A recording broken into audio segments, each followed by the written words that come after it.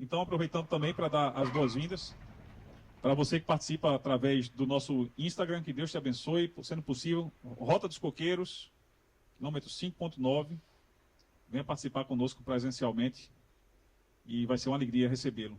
Mas aí, do lugar onde você se encontra, que seja um lugar adequado também para a ministração da palavra. Assim como os nossos amigos que acompanham em momento posterior a nossa mensagem através do YouTube. Deus abençoe você. Fica também um convite para estar conosco presencialmente aqui na Reserva do Paiva, no estado de Pernambuco, se for possível. O texto de hoje é Ezequiel 47, do verso 1 a 12, a visão de um rio de vida, que a gente já cantou tantas vezes a música aqui do Kleber Lucas, né? E hoje a gente vai ver o texto em que ele se fundamenta. Ezequiel 47, a partir do verso 1 até o verso 12. Vamos fazer alternado? Eu sei que você está com a Bíblia aí, e tem que ser assim mesmo, mas eu leio um versículo, você lê o outro, porque fica uma coisa mais... A gente vai ler assim só uns 100 versículos só, aí vai ficar uma coisa melhor se a gente for ler um por um. Eu leio um, você lê outro, fica mais participativo, né?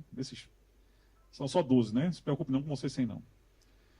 Depois disto, me fez voltar à porta da casa, e eis que saíam águas por debaixo do umbral da casa para o oriente, porque a face da casa dava para o oriente, e as águas desciam de debaixo, desde o lado direito da casa ao sul do altar. Todos juntos?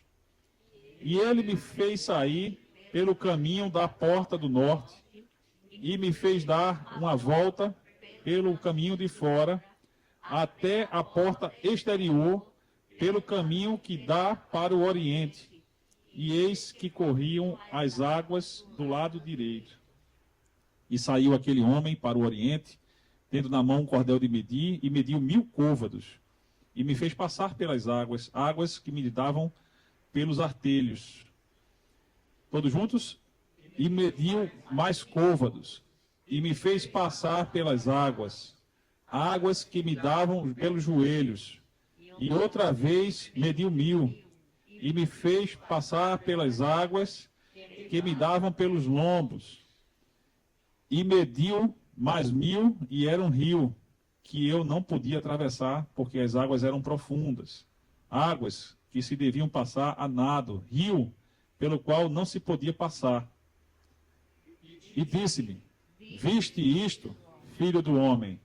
Então levou-me e me fez voltar para a margem do rio. Tendo eu voltado, eis que à margem do rio havia uma grande abundância de árvores, de um e de outro lado. Todos juntos? Então disse-me: estas águas saem para a região oriental e descem ao deserto e entram no mar, e sendo levadas ao mar, as águas tornar-se-ão saudáveis. E será que toda criatura vivente que passar por onde quer que entrarem estes rios viverá. E haverá muitíssimo peixe, porque lá chegarão estas águas e serão saudáveis, e viverá tudo por onde quer que entrar este rio.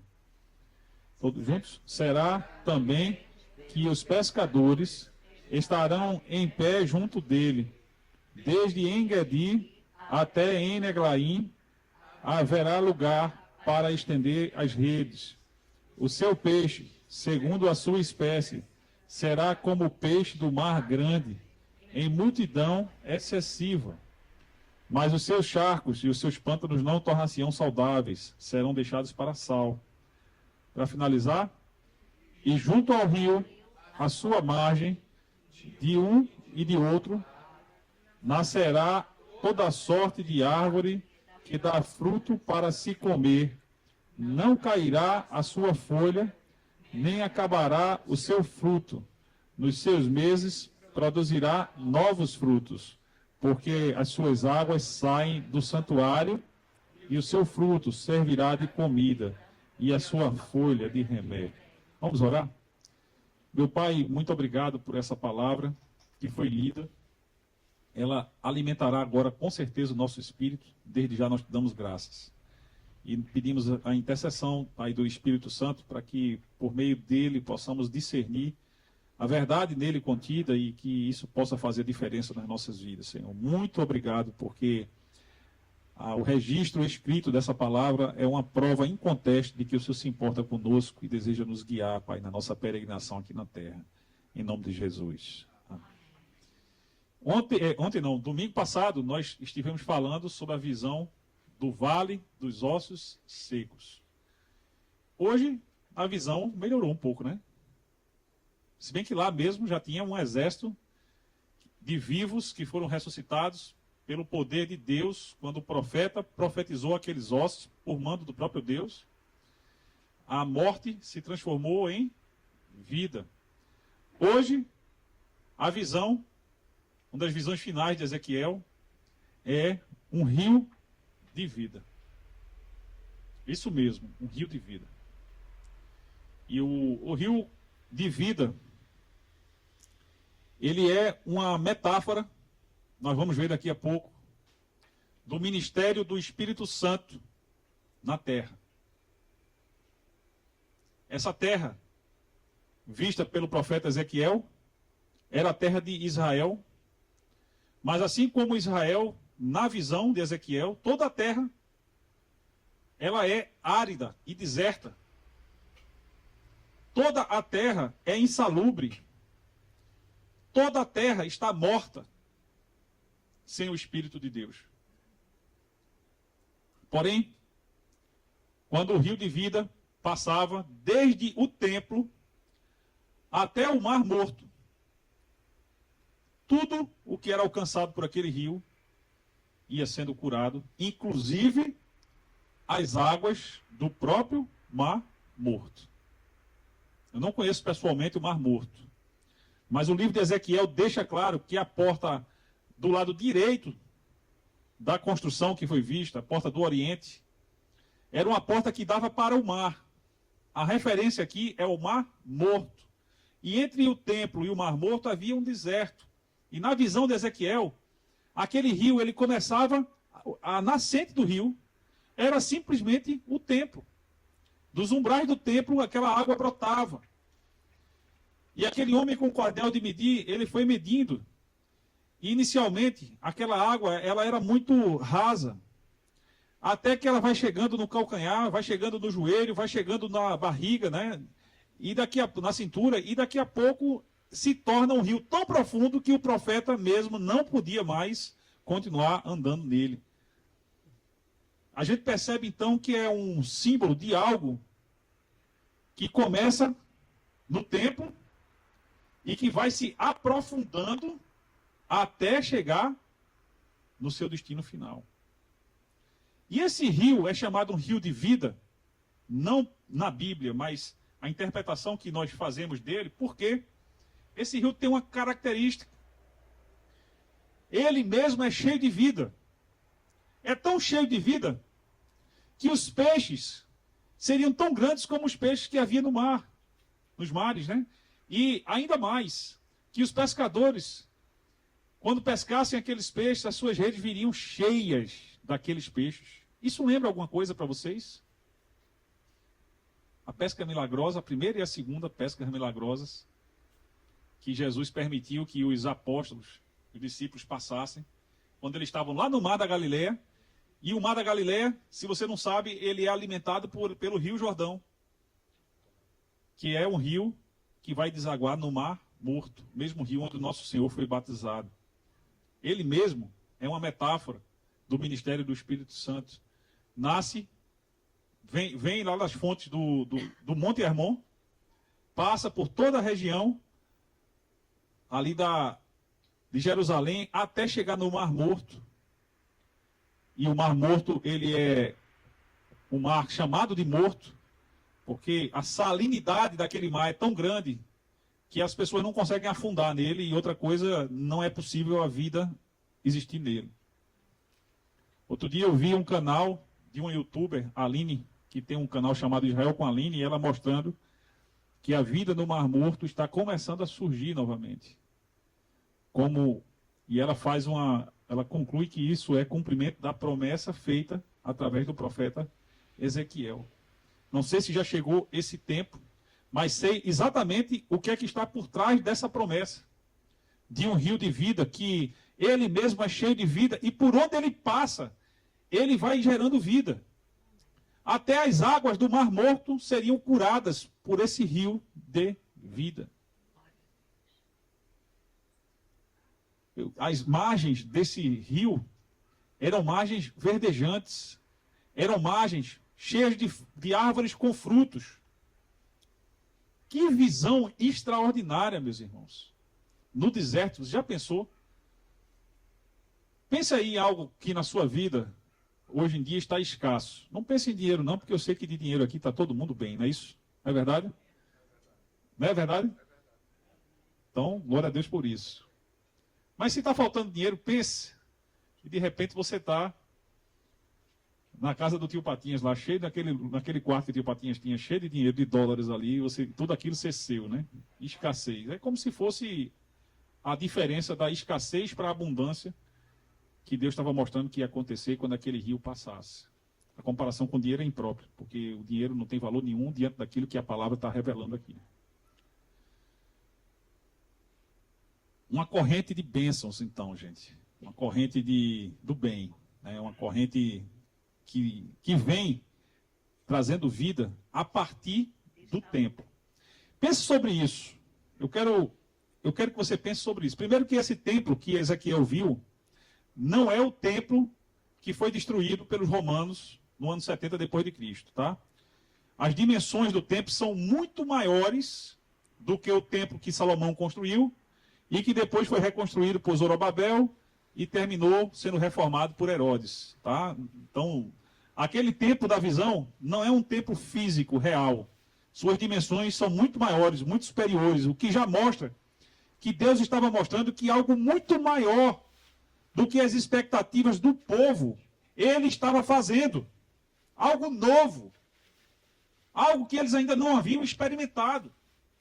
Se eles estavam no exílio, no cativeiro, chorando, porque os babilônicos entraram, destruíram tudo, inclusive o templo. Deus dá a visão de um templo muito mais glorioso. E da base desse templo era um olho d'água, gente, onde alimentava aquele rio. Então, aquele rio de bênção, aquele rio de vida, o fato da origem dele ser o templo significa que a origem daquela bênção toda que vinha daquele rio é o próprio Deus. Porque o templo, simbolicamente, era o lugar da morada do Deus Altíssimo. Ainda que o próprio Isaías diga, e com razão, que Deus não habita em tendas nem em templos feitos por mãos humanas. Mas a presença de um templo no território de Jerusalém era um símbolo de que Deus estaria no meio deles. E esse é inclusive o nome do lugar que Ezequiel vê, ele traduz como um lugar onde Deus estaria com eles, presentes ali. E Deus, de fato, como Paulo escreve aos Colossenses, aos Efésios, ele é a fonte de todas as bênçãos que nós temos recebido e a receber. Tanto as bênçãos celestiais, quanto as bênçãos terrenas. Deus é a origem de tudo que há de bom. Ele mesmo não criou o mal. O mal se criou por si só. Quando o coração de seres morais, como os anjos e os homens, se depravou, se transformou, os olhos dos seres humanos começaram a olhar para as coisas que Deus havia proibido de uma forma desejosa, e aí tudo começa a dar errado. E quando isso acontece, aquela visão do jardim se perde na vida da humanidade, porque a humanidade ela é expulsa do jardim. Agora, a realidade ela se tornou mais dura, mais dolorida. E o deserto é uma metáfora de todas as dores, de todas as privações, de todas as provações que nós encontramos na terra. A gente costuma até usar essa referência, né? O crente usa muito isso. E aí, varão, como é que está? Rapaz, estou passando por um deserto. Estou passando por um deserto. E aí, varoa, estou passando por um deserto. Tem gente que anda no deserto a vida toda. Mais de 40 anos, nunca saiu do deserto. Mas se você está passando pelo deserto com Deus, Você vai experimentar o que Israel experimentou. Israel experimentou provisão extraordinária. O maná, água fendendo da rocha, proteção contra inimigos mais poderosos. Significa dizer que onde quer que você esteja, estando com Deus, você vai estar bem. Em última análise, é isso que esse texto está nos falando. Que o próprio Deus... E olha o contraste, ó. Olha o contraste desse rio, dessa bênção aqui, ó. Olha o contraste dessa imagem com essa imagem. Essa é a imagem anterior. Mensagem da semana passada. Você que assiste no nosso canal do YouTube, pode voltar aí e assistir o culto do domingo passado. Hoje, dia 18. Então lá no dia 11, né? De agosto de 2024, você vai ver a mensagem sobre o Vale dos Ossos Secos. Então, é um contraste muito grande. É um contraste entre morte e vida. De fato, morte e vida estão diante de todos os seres humanos todo o tempo. E o resultado, uma ou outra coisa, vai depender das escolhas que a gente faça. Observe que desde o princípio foi assim. Deus disse que eles podiam comer de todas as coisas, inclusive da árvore da vida, do fruto da árvore da vida. Só não podiam comer do fruto do conhecimento do bem e do mal, cujo resultado era morte. E desde o momento que eles comeram, a morte entra na nossa história, e a partir dali é tudo coisa ruim que acontece e continua a acontecer. Israel estava naquele tempo que Ezequiel pregou no exílio, e Deus estava trazendo a mensagem de esperança, porque ele estava fazendo algo novo na vida de Israel. Deus estava trazendo restauração. Deus estava trazendo salvação. Deus estava trazendo ressignificação. Ele estava trazendo cura. Amém. E ele continua a fazer isso. Porque eu disse no início que o rio de vida é uma metáfora para o ministério do Espírito Santo. E esse ministério continua. Especialmente no meio da igreja, quando em Pentecostes o Espírito foi derramado definitivamente sobre a igreja. E desde então o ministério do Espírito continua. Amém. Trazendo vida. Trazendo vida no leito do rio, trazendo vida nas margens, curando as águas onde existe morte, a vida sendo substituída, a morte sendo substituída pela vida. Esse é o ministério do Espírito Santo. E no verso 9 de Ezequiel 47 está escrito que será que toda criatura vivente que passar por onde quer que entrarem estes rios, viverá, e haverá muitíssimo peixe, porque lá chegarão estas águas e serão saudáveis, e viverá tudo por onde quer que entrar este rio. Lembro de um cego que procurou Jesus para ser curado, e Jesus mandou ele se banhar nas águas, para que se cumprisse aquilo que Moisés havia estabelecido. Jesus cura ele e manda ele lá e fazer o ritual dele de purificação, porque a limpeza sempre esteve associada, não somente no judaísmo, no cristianismo, mas em outras religiões, a banhos. Só que no cristianismo não é um banho, é uma imersão, é um batismo.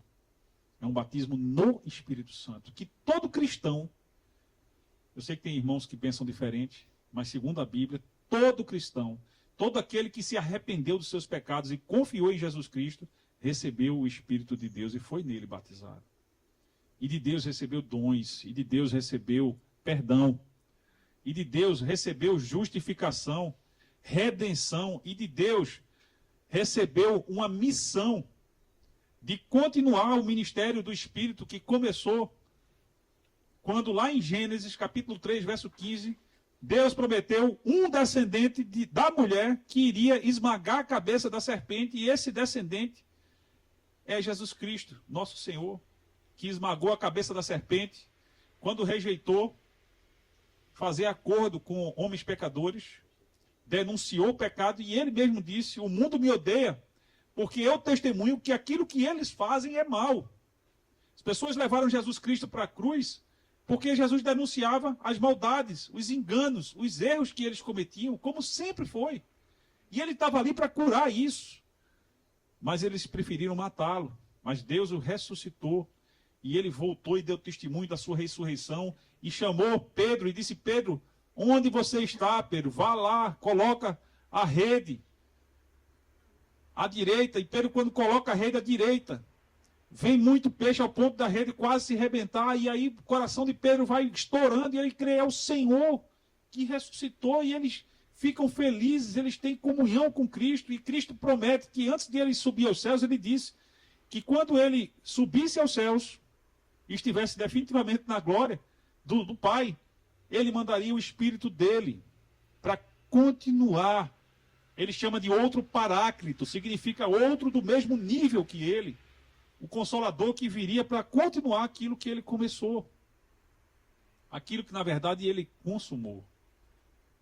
A salvação finalmente havia chegado à terra seca, aquela terra que agora tinha forma, e agora não estava mais vazia, mas que continuava tão necessitada de Deus quanto sempre esteve. E nessa terra, banhada por esse rio, todo ser vivente que passasse por ele iria ser curado. Como Naamã, que foi curado por ordem de Eliseu, se banhando no rio. Como tantos cegos que foram curados pela ação do Espírito de Deus que atuava em Jesus. Começamos citando Isaías 61 e Lucas, quando o próprio Jesus disse: o Espírito do Senhor está sobre mim, e ele me ungiu para pregar as boas novas aos pobres, para pôr em liberdade os cativos, para libertar os oprimidos, para anunciar o ano aceitável do Senhor, para anunciar que a graça de Deus havia chegado, que o rio de vida de Deus finalmente havia chegado em Israel, alcançando o mundo, e as pessoas poderiam ser salvas por ele. As pessoas poderiam ser saciadas por ele. As pessoas, por mais que estivessem carentes de alguma coisa que faça falta nessa vida material, mas as pessoas, ao irem a Jesus, elas iam ter muito mais além daquelas carências que elas estavam enfrentando. E elas iam ser tão supridas. Como ele falou em João 4, ele encontra uma mulher na Samaria, ele estava em missão e aquela mulher, ao meio-dia, estava lá buscando água.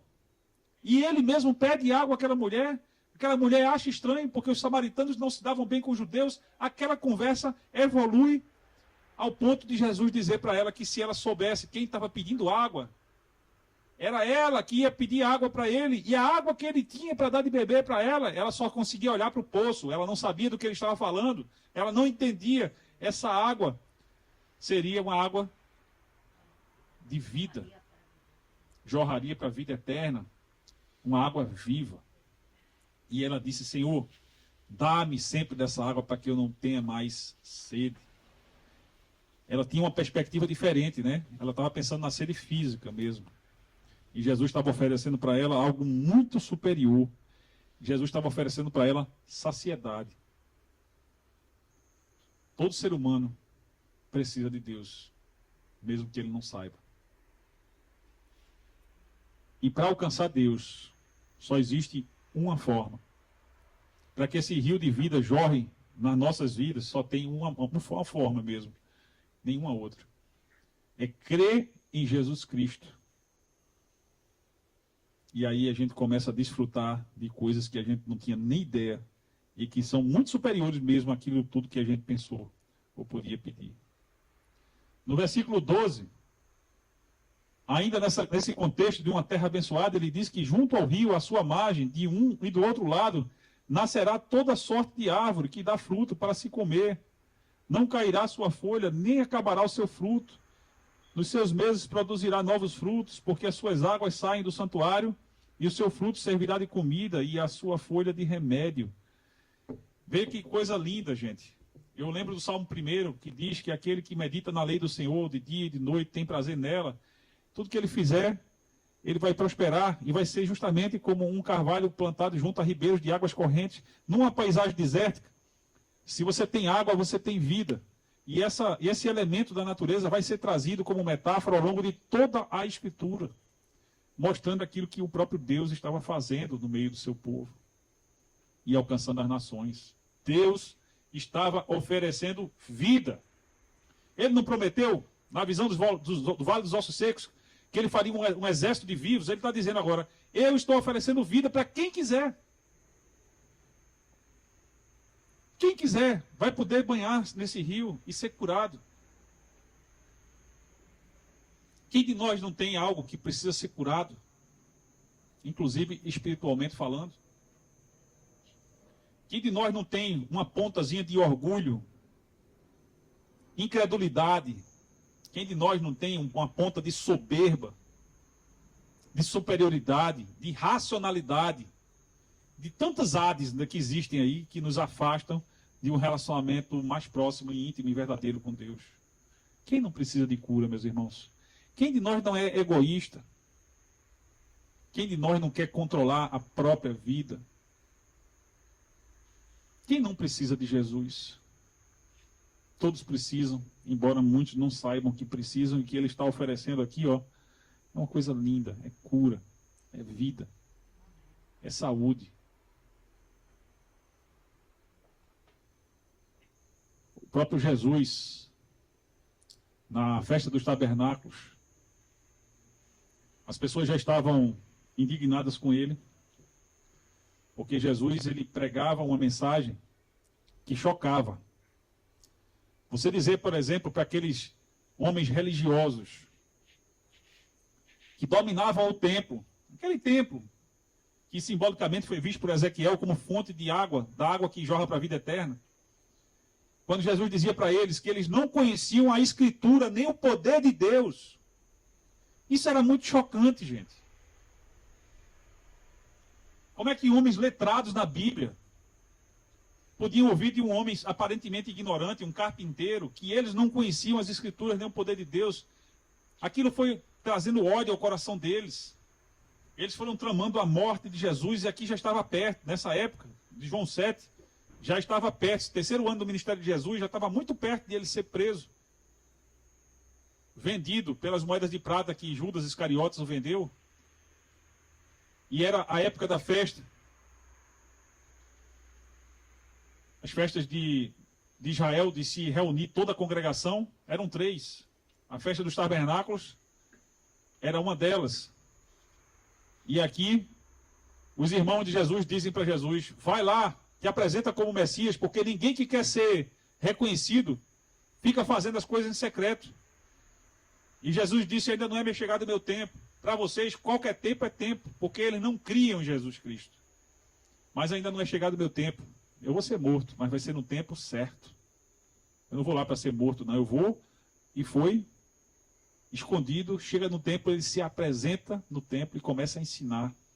E no versículo 37 e 38 de João 7 está escrito, no último e mais importante dia da festa, Jesus levantou-se e disse em alta voz. Você pode repetir comigo isso aqui? Você pode ler comigo, aliás, essa parte? Se alguém tem sede, venha a mim e beba. Quem crê em mim, como diz a Escritura, do seu interior fluirão rios de água viva. Aí as coisas se encaixam, né? Aí começa a fazer sentido, né? A gente entende que aquilo que Ezequiel viu estava se cumprindo naquele momento. O Messias havia chegado para conectar o ser humano com Deus. Você pode pensar, se você ainda não tem a Jesus Cristo como Senhor da sua vida, que você tem conexão com Deus, mas eu posso dizer para você que no dia que você se entregar a Jesus Cristo, deixar que Ele seja Senhor da sua vida, aí você vai experimentar o que é uma conexão com Deus. Você pode achar que você já está vivo ou viva, mas no dia que você se entrega a Jesus Cristo, aí você vai saber o que é vida. Aí você vai experimentar o que é vida. E você vai, depois de algum tempo, olhar para trás e dizer assim, eu não tinha vida. Eu reconheço, olhando para trás, que eu não tinha vida. Eu não sabia o que era viver.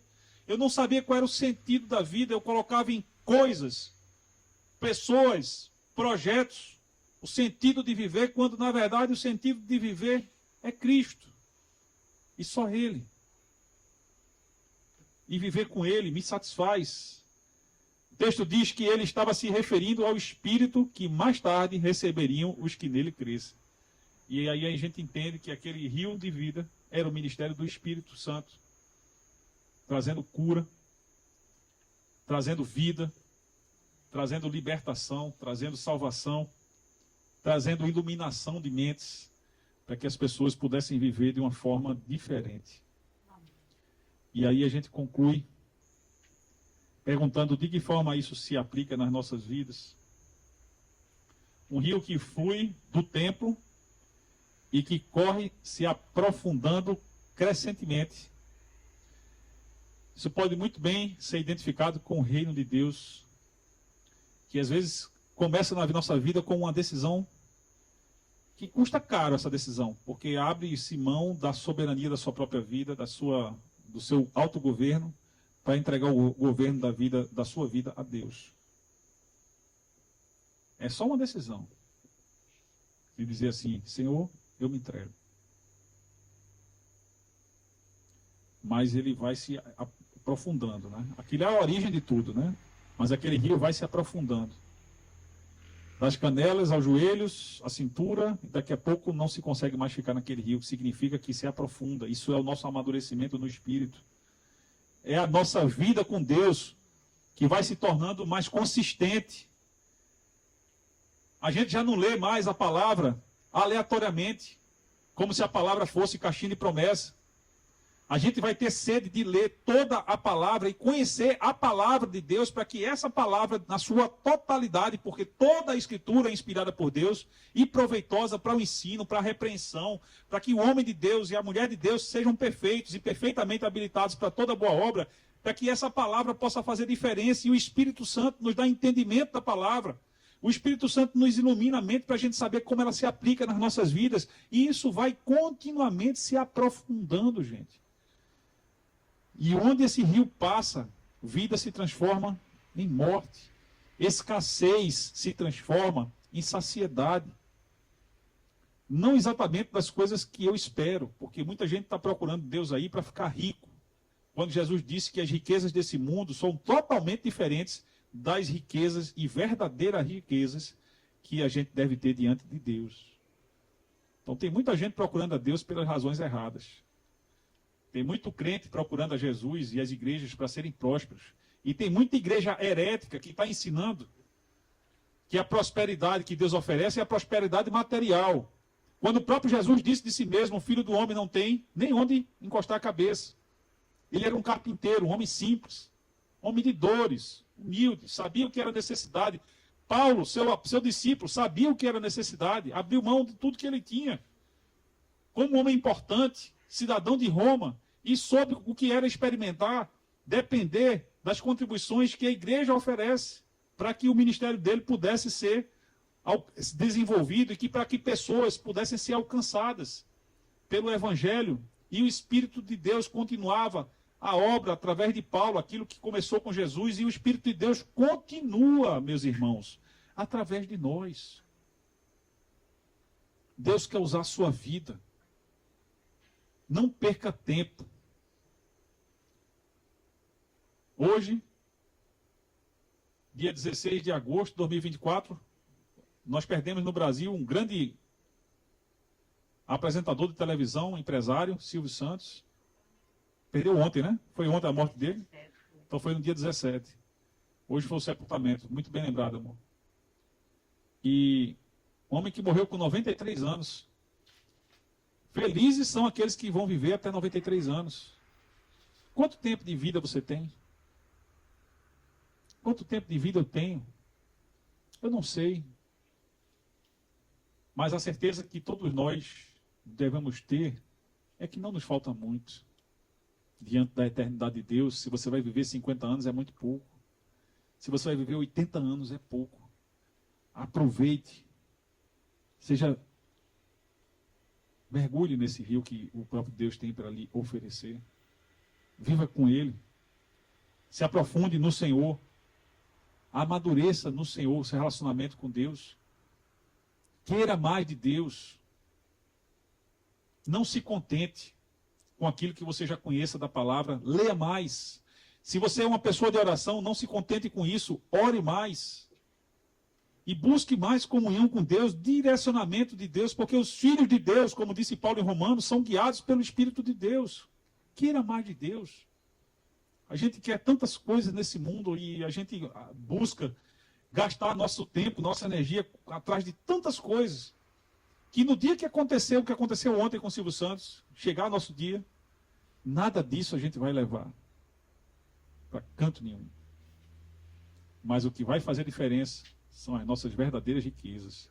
É o quanto de comunhão a gente desfrutou com Deus. É o quanto a gente falou de Jesus para que outras pessoas conheçam o ministério do Espírito Santo. É o quanto nós fomos usados pelo Espírito Santo para trazer bênção, para trazer cura, salvação, libertação para as pessoas que precisavam ser salvas, que estavam oprimidas, que precisavam ser libertas. É um rio que transforma a realidade por onde passa, trazendo vida onde antes havia morte. Morte e vida estão nas nossas mãos. Morte e vida estão nos nossos lábios. Quando somos guiados pelo Espírito de Deus, nós comunicamos vida. E vida abundante. Nós somos instrumento e canal de bênção na vida de pessoas. E as pessoas sabem reconhecer, se não todas elas, mas o próprio Deus reconhece. Quando um servo de Deus, quando uma serva, quando um filho, quando uma filha passa nesse mundo em que nós estamos apenas peregrinando, e a vida dele ou a vida dela vai impactando as outras pessoas. Nós não precisamos ser reconhecidos pelas pessoas. Muitos não irão nos reconhecer como não reconheceram Jesus. Ele disse, o mundo me odeia. Você quer ser amado pelo mundo? Olha para Jesus. O mundo odiou ele. Por quê? Porque ele denunciava os pecados que o mundo cometia. Porque o mundo não conhecia a Deus. Porque as pessoas não queriam a relação filial com Deus, mas isso não é o final da história. Deus estava oferecendo algo totalmente diferente, transformação da realidade. Como Lázaro, que saiu da morte para a vida. Isso acontece todas as vezes que alguém resolve viver com Deus através do senhorio de Jesus. Isso mudou a minha vida. Isso aqui não estou falando de teoria. Isso transformou quem eu sou, em todos os aspectos da minha vida. E eu digo para vocês que eu não voltaria jamais a viver a vida que eu tinha antes, sem Cristo. Nunca, jamais. E todo aquele... Quem já experimentou isso? Viver com Cristo? Levanta a mão. Quem já fez a sua entrega para Cristo um dia na sua vida? Quase todos. Louvado seja Deus por isso. Desfrute da vida que Deus veio para lhe oferecer. Talvez você tenha já feito a sua entrega e esteja desfrutando pouco. O conselho que o Espírito de Deus lhe dá hoje é desfrute mais disso. Porque é a maior bênção que nós podemos ter aqui na terra. É a nossa comunhão com Deus. É dessa comunhão que vem as verdadeiras riquezas. A igreja, meus irmãos, é um organismo vivo que pelo ministério do Espírito manifesta o poder restaurador de Deus em um mundo árido e carente de vida. Sobre a igreja foi derramado o Espírito. E hoje nós podemos dizer, o Espírito de Deus está sobre mim. Ele me ungiu para pregar as boas novas aos pobres, para libertar os cativos, pôr em liberdade os oprimidos, para anunciar o ano aceitável do Senhor. O Espírito de Deus está sobre nós, amém? O Espírito de Deus nos conduz, o Espírito de Deus nos direciona, para que a gente possa cumprir a nossa vocação de ser sal. Não aquele sal que só serve para ser pisado, mas aquele sal que tempera. E luz, aquilo que faz a diferença entre as trevas e aquilo que se pode ver. O Espírito de Deus quer nos usar para fazermos a diferença. E é pelo ministério do Espírito que nós fazemos a diferença que Ele quer que nós façamos. Amém? Você quer isso para você? Se existe alguém que aqui entrou e nunca fez sua entrega de vida, durante essa oração, eu vou estar intercedendo por você para que você tenha coragem de fazer a sua entrega. Algumas pessoas ficam com vergonha nesse momento. Eu quero encorajar você, se você ainda não se entregou a Jesus, para fazer a sua entrega de vida. Vejo que muito poucos aqui não levantaram a mão quando eu perguntei àqueles que já haviam se entregado. Temos alguns entre nós que ainda não se entregaram e tem a oportunidade de fazer isso hoje. E se você já fez essa entrega e você ainda não está desfrutando dessa vida, de tudo que essa vida pode lhe oferecer, eu também quero orar pela sua vida. E durante a oração, se você reconhece que precisa desfrutar mais da sua vida de filho de Deus, da sua vida de filha de Deus, que quer ser mais usado por Deus para ser bênção na vida de outras pessoas, que quer cura, você também pode, durante a oração, se levantar e ao final eu vou estar intercedendo pela sua vida. Amém? Feche seus olhos, vamos orar. Obrigado, meu Pai, pela tua palavra. Obrigado porque ela nos traz esperança.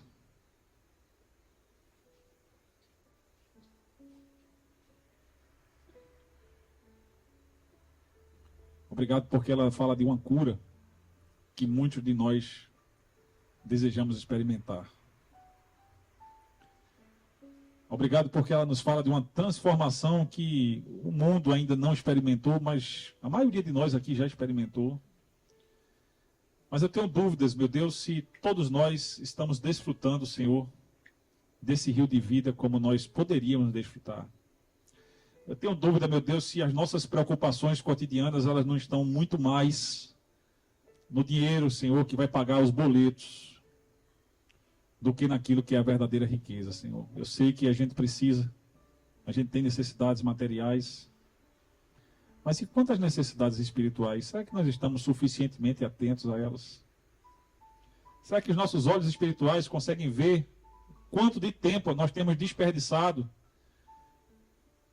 de ler a palavra de Deus, de ter momentos a sós com Deus, de orar com o irmão, com a esposa, com o marido, com o filho, de orar por alguém que precisa e ser bênção na vida dessas pessoas. Senhor, eu sei que o Senhor quer usar, não somente o Senhor quer nos curar, mas o Senhor quer usar nossas vidas para curar outras pessoas, Senhor. E há entre nós pessoas que reconhecem isso e desejam uma vida mais íntima contigo, Senhor. Eu mesmo desejo isso para mim, Senhor. Deus, se há entre nós alguém que nunca fez sua entrega de vida a Jesus Cristo, esse é o momento decisivo, Senhor. E eu te peço, Deus, que remova todo medo, toda dúvida, para que, como um pouco de água que brota de uma fonte, uma decisão simples possa mudar a vida dessas pessoas, Senhor. Abençoe-nos, Pai. Abençoe-nos e dê a cada um de nós a visão, Senhor. A visão desse rio de vida, que é o ministério do Espírito em nós e através de nós. Ó Pai, muito obrigado pela tua palavra, Deus. Em nome de Jesus. Amém. Eu conduzi a oração dessa forma, apesar de ter falado a respeito de dar oportunidade de alguém se levantar, mas eu consegui conduzir dessa forma porque achei melhor. Então, se você fez a sua entrega de vida, você pode compartilhar ao final do culto com o pastor da igreja. A gente quer orar pela sua vida. E para você que orou silenciosamente, pedindo a Deus mais de Deus, tenho certeza que Deus ouviu a sua oração. Que Deus nos abençoe e nos conceda uma semana na sua santa paz. Amém? Eu acho que, eu estou em dúvida se a gente teve visitantes. Tem visitantes hoje?